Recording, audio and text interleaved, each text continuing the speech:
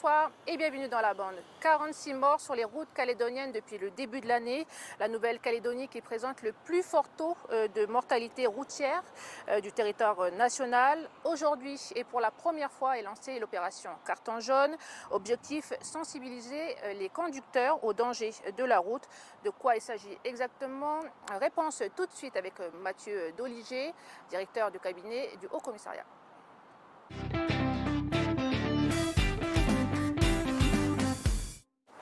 Mathieu Doliger, bonjour. Bonjour. Vous êtes le directeur de cabinet du Haut-Commissaire de la République.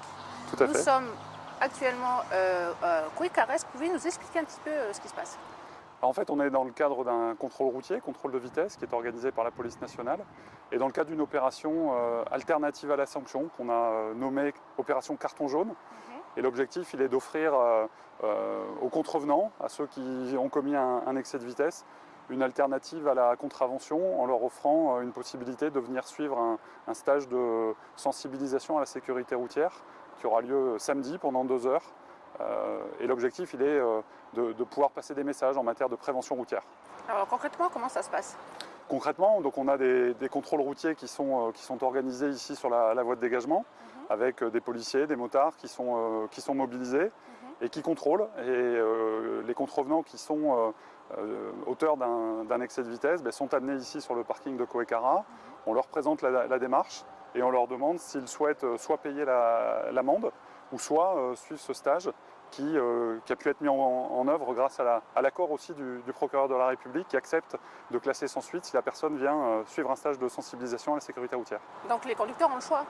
Ils ont le choix de payer une contravention ou s'ils acceptent de venir samedi, l'officier du ministère public, avec l'accord du procureur de la République, classera sans suite. Et ce qui fait que la contravention n'existera plus. Par contre, s'ils ne viennent pas? S'ils ne viennent pas, ils seront redevables de l'amende. Ça va faire... l'opération a commencé il y a un peu plus d'une demi-heure. Est-ce que vous savez déjà si les gens ont préféré la contravention ou, Alors l'opération a commencé la semaine dernière en fait en zone gendarmerie pour la province Nord, depuis le 21. Elle a commencé en zone police depuis lundi.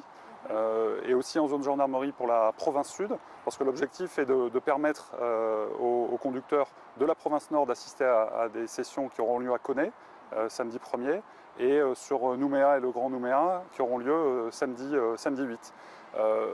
Au jour d'aujourd'hui, on a malheureusement beaucoup de personnes qui ont été contrôlées, alors soit pour des vitesses, soit pour des non-ports de ceinture, pour des utilisations de téléphone depuis le début de la semaine. Et notre seuil qu'on s'est fixé risque malheureusement d'être rapidement atteint. Et les retours des personnes, vous savez à peu près vers... Pour l'instant, c'est des retours positifs. On offre une alternative à la sanction, c'est-à-dire soit vous payez, et je pense que les gens font vite le choix entre payer ou venir 2 heures sur une opération de sensibilisation. J'ai une seule personne avec qui j'ai discuté qui a refusé pour des raisons professionnelles, partant du principe que samedi, malheureusement, il avait autre chose à faire. Mais c'est le but de cette opération, c'est d'offrir un choix. Alors vous avez parlé un peu brièvement tout à l'heure, on parle de certaines infractions pour cette opération. C'est lesquelles? On a ciblé effectivement sur certaines infractions, c'est le non-port de la ceinture, parce que c'est une vraie problématique ici en Nouvelle-Calédonie. C'est la vitesse, mais pas les excès de vitesse supérieurs à 20 km/h, parce que ceux-là, on part du principe qu'ils ne doivent pas être entre guillemets pardonnés. Donc l'excès de vitesse inférieur à 20 km/h. C'est l'usage du téléphone au volant, qui est aussi une problématique, mais une problématique générationnelle, on va dire, qui existe aussi en métropole, et donc sur laquelle il faut impérativement qu'on lutte et qu'on passe de bons messages pour expliquer à quel point il n'est pas important d'envoyer un SMS quand on est au volant. Alors on est bien d'accord, en dehors de cette opération, les gens sont verbalisés. Et on ne leur demande pas si oui ou non... c'est une opération exceptionnelle, voilà, c'est-à-dire on est dans le cadre de 2 semaines où certains contrôlent, pas tous, et puis en fonction aussi du comportement de l'usager de la route, celui qui est irrespectueux vis-à-vis des forces de police qui viennent de l'interpeller. On ne lui offrira pas cette chance de passer l'éponge sur sa contravention, ça c'est sûr.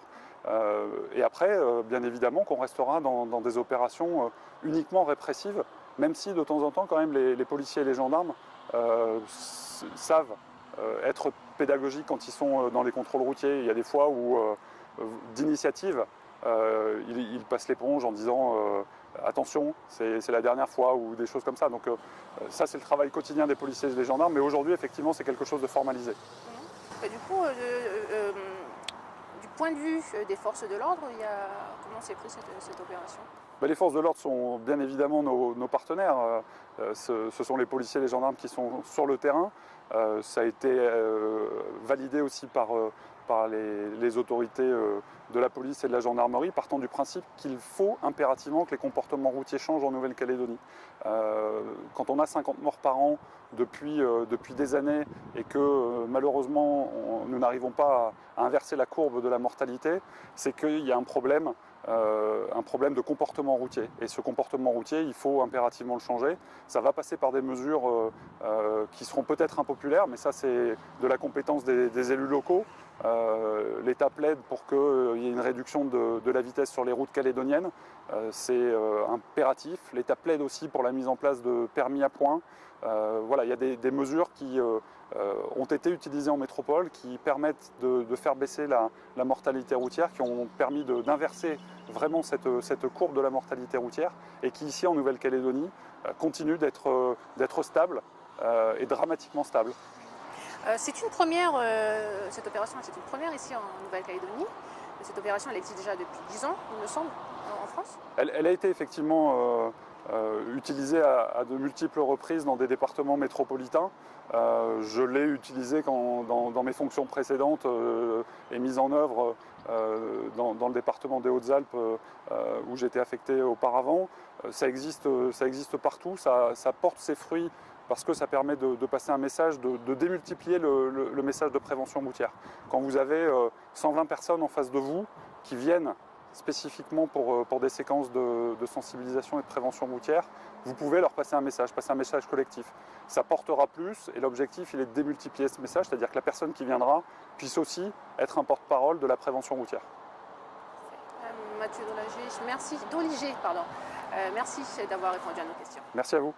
Merci à vous de nous avoir suivis et excellente soirée.